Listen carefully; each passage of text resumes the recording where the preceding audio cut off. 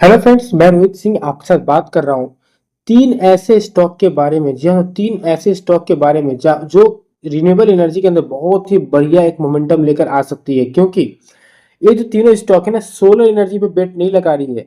Solar energy का बेट बहुत पुराना हो चुका है, कहीं ना कहीं बता दो कि लगभग आउटडेटेड होता हुआ नजर आ रहा है। जहां पर कंपनीज जो है रिन्यूएबल एनर्जी पे काम कर रही है, जो कि है आपका हाइड्रोजन एनर्जी, जो कि बहुत ही ज्यादा आने वाले समय के अंदर ट्रेंड होने वाला है, जिसके ऊपर गवर्नमेंट भी काफी ज्यादा ध्यान दे रही है, जो कि नेशनल ग्रीन हाइड्रोजन मिशन के अंदर आता है। ओके, इसके ऊपर ही मैं बात करने वाला, जहाँ तीन ऐसे स्टॉक जो कि इसके अंदर बहुत बढ़िया तरीके से इनका स्टेक काफी ज्यादा है इस मिशन के अंदर और इस रिन्यूएबल एनर्जी के अंदर, जो कि अभी किसी और कंपनी का इतना स्टेक हाई नहीं है इस मिशन के ऊपर। उसके बारे में बात करने वाला हूँ, तो वीडियो को पूरा देखिएगा, थोड़ा भी स्किप मत कीजिएगा, क्योंकि ये वीडियो आपके लिए बहुत ही ज्यादा इन्फॉर्मेटिव होने वाली है। तो काइंडली हमारे चैनल को सब्सक्राइब करके हमें सपोर्ट कीजिए, क्योंकि हमारे चैनल नए हैं और आपके सपोर्ट की काफी ज्यादा जरूरत है।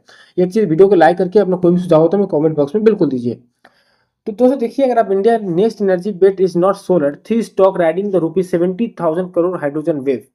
तो सीधी सीधे चलता हूँ आपके बारे में, तो डायरेक्ट बताता हूँ कि इंडिया नेक्स्ट एनर्जी शिफ्ट में नॉट कम ग्रिड सोलर और विंड। ओके, ऑब्वियस सी बात है, सोलर और विंड कहीं ना कहीं आउटडेटेड होता हुआ नजर आ रहा है। सोलर और विंड जो है बहुत पुराना हो गया, अब कहीं ना कहीं इंडिया को शिफ्ट करना पड़ेगा, क्योंकि सोलर और विंड के थ्रू ना इंडिया नहीं चल सकता है।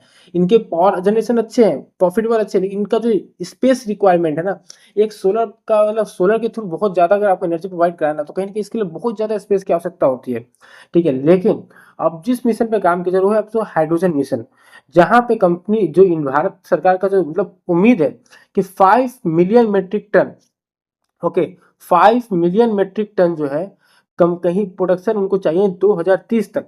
ठीक है, और जो कि वो लगभग खर्च कितना करना चाहते हैं, 19,744 करोड़ रुपए। ओके, तो अब इसके बारे में बात करें, तो the 70,000 crore opportunity it is already allocated 2220 crore रुपया, 70,000 करोड़ का अपॉर्चुनिटी जो 2220 करोड़ से ऑलरेडी अलोकेट कर दिया गया इलेक्ट्रोलाइजर मैन्युफैक्चर के लिए, 2239 करोड़ क्या के लिए, हाइड्रोजन प्रोडक्शन के लिए। Advent estimates green hydrogen represents about 70,000 crore market opportunity in the electrolysers and allied technology. यानी कहीं ना कहीं बता दूं आपको, तो 70,000 करोड़ का रिक्वायरमेंट, मतलब 70,000 करोड़ का मार्केट होने वाला किसके अंदर, आपका इलेक्ट्रोलाइजर और आपका अलाइड टेक्नोलॉजी, जैसे मान लीजिए जो हाइड्रोजन एनर्जी के लिए जो लगेगा उसके ऊपर, जहां पे कंपनी जो ऑलरेडी एक्सपेंड कर चुकी है, मतलब इन्वेस्ट कर चुकी है 2220 करोड़ रुपए, और लगभग 4500 करोड़ रुपए कंपनी ऑलरेडी एक्सपेंस कर चुकी है। ओके, तो इसमें निकल कर आता है पहला नाम, Sterling and Wilson renewable energy EPC giant. इसके बारे में ऑलरेडी मैंने वीडियोस बनाए हैं इसकी कंपनी के बारे में, तो उसी के बारे में बात करते हैं पहले। तो पहला जो शेयर निकल के आता है, तो ये जो आपको देखोगे global pure play in to in renewable energy के ऊपर काम करता है। साथ ही कंपनी का जो है it operate primary to two business segment. पहला जो है procurement and construction and operation maintenance के ऊपर काम करता है। दूसरा जो है the EPC portfolio include utility scale solar, floating solar, hybrid battery energy storage पर भी कंपनी जो है काम करती है। लेकिन अब हम आगे बात करें, तो SWREL is now expanding beyond it's traditional EPC operation. यानी कहीं ना कहीं कंपनी अपने ईपीसी ऑपरेशन से निकलकर अब कंपनी कहीं ना कहीं सारी चीजों को छोड़ के अपना जो है जो business horizons into the green hydrogen space, and company recognises the energy green hydrogen along BESS। Okay, और की extension of its renewable energy portfolio, कहीं ना कहीं बहुत बड़ा मेजर रोल निभाएगी कहीं ना कहीं इसके अंदर।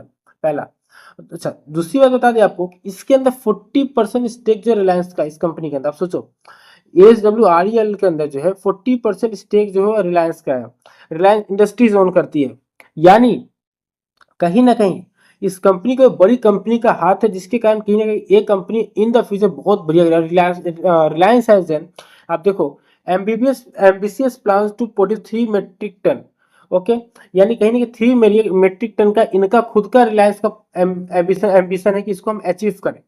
ओके, अच्छा, तो उसके बाद the largest BESS project site globally in the BESS SWRL, one India's largest BESS project and one of the very few gigawatt are scale projects on a single site globally.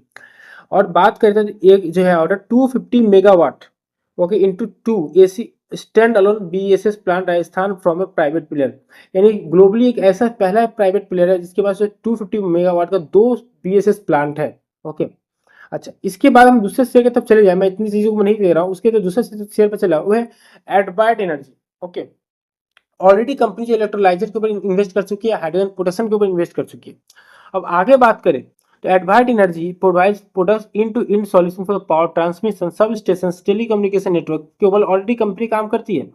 Now beyond this transmission company want to strategic shift into the green hydrogen value change. Okay, तो AETL जो है ना, वो actively expanding into the green hydrogen sector through strategic special purpose vehicle. Okay, Advait green energy private limited, AGPL is one of the India's company with proven execution capabilities to entire GS2 value chain, ranging from the electrolyzing manufacture to large scale project commission। यानी सोचो company का project कितना high है कि company ने खुद के लिए हाइड्रोजन और साथ ही इलेक्ट्रोलाइजर की फैक्ट्री बैठानी। यानी कहीं कहीं बात करें, कंपनी दो साइड से प्रॉफिट अचीव करेगी, या एक तो अपने ही कंपनी के थ्रू इन सारी चीज़ों के मतलब आपका रिसीव करेगी, जिससे क्या कंपनी का जो एक्स्ट्रा जो मतलब एक्सपेंस होने वाला है, कंपनी को मैन्युफैक्चरिंग कॉस्ट देना पड़ेगा, और कंपनी इसको आराम से आपका मतलब एक्वायर करके अपना जो हाइड्रोजन मिशन का जो काम करना करेगी। दूसरी चाहे तो कंपनी इसको सेल करके भी प्रॉफिट कर सकते हैं, कंपनी के लिए डबल प्रॉफिट करती हुई भी दिखेगी। तो द 300 मेगावाट रोड मैप, तो a core of the Advanced Energy Green Energy Vision is manufacturing advanced electrolyzers which convert water into the clean energy fuel। Okay, water से क्लीन एनर्जी फ्यूल के ऊपर काम करता है। Plant will commence operation with annual production capacity of 120 megawatt पे इनका चालू होगा, और इसको स्केल अप कहाँ तक किया गया 300 मेगावाट, समझे। यानी कहीं ना कहीं कंपनी की जो रोड मैप ऑलरेडी क्लियर हो चुके हैं, 120 मेगावाट से कंपनी चालू करेगी और धीरे धीरे किसको अचीव करेगी। देखो कोई भी चीज एक बार में अचीव नहीं होता, इसके लिए समय हमें देना पड़ता है। ओके, अब इसमें हम जो तीसरी कंपनी के बारे में बात कर रहे हैं वो है आपका आइनॉक्स इंडिया। ओके, अच्छा, आइनॉक्स इंडिया के शेयर दिखाने से पहले बता दूं आपको कि मैं आपको कंपनी का जो है ना कुछ चीजें दिखाने की कोशिश करता हूँ। तीनों कंपनी के स्टेक के प्राइसेस दिखा देता हूँ पहले, जिससे क्या है कि आपको भी कहीं ना कहीं अंदाजा रहेगा। स्टर्लिंग एंड विल्सन के देखोगे तो आपको लगभग प्राइसेस कम है, 216 रुपए है। ओके, शेयर के प्राइसेस। एडवेट एनर्जी का देखोगे तो लगभग 1990 रुपए है। ओके, और जो आइनॉक्स इंडिया का देखोगे तो वो कहीं ना कहीं हमें 11 रुपए डाउन पे आज के दिखता है, लेकिन 1500 रुपए शेयर का ट्रेड कर रहा है। अब एक महीने के अंदर देखो कंपनी वो 23% रिटर्न अपने इन्वेस्टर्स को देती है आइनॉक्स इंडिया। वहीं बात करें एडवेट एनर्जी के अंदर, तो एडवेट एनर्जी एक महीने के अंदर लगभग आपका 11% रिटर्न अपने इन्वेस्टर्स को देती है। एंड स्टर्लिंग एंड विल्सन की बात करें तो एक महीने के अंदर कंपनी लगभग 30% रिटर्न अपने इन्वेस्टर्स को देती है। ओके, तो ये मैंने आपको बता दी तीनों के प्राइसेस। अच्छा, अब सीधा हम चलते हैं तीसरे कंपनी की तरफ। तो आइनॉक्स इंडिया के देखोगे तो Inox India already 53 million ton global hydrogen opportunity की तरफ काम कर रही है। ओके, कंपनी अभी मेनली क्या बनाती है, स्टोर, ट्रांसपोर्ट, हैंडल वेरियस क्रायोजेंस को कंपनी अभी मतलब मैनेज करती है। ये लिक्विफाइड गैसेस, हीलियम, नाइट्रोजन, ये सारी गैस को, इथिलीन, एनटीयू को अभी जो है मैनेज करती है कहीं ना कहीं। अब कंपनी ने अपना टारगेट रखा है 2050 तक। ओके, कंपनी हैज ने टारगेट रखा 2050 तक 53 मिलियन टन उनको ग्लोबल हाइड्रोजन प्रोड्यूस करके जो है सप्लाई करना है। यानी कंपनी ने लंबा समय तक टारगेट तो रखा, लेकिन लंबे टारगेट से एक अच्छी बात क्या होती है कि जो चीजें होती है ना स्टेबल होती है। अब जल्दीबाजी में अगर आप सारी चीजों को बैठाओगे तो कहीं ना कहीं लॉसेस की भी चांसेस काफी ज्यादा होती है जितने प्रॉफिट की होती है।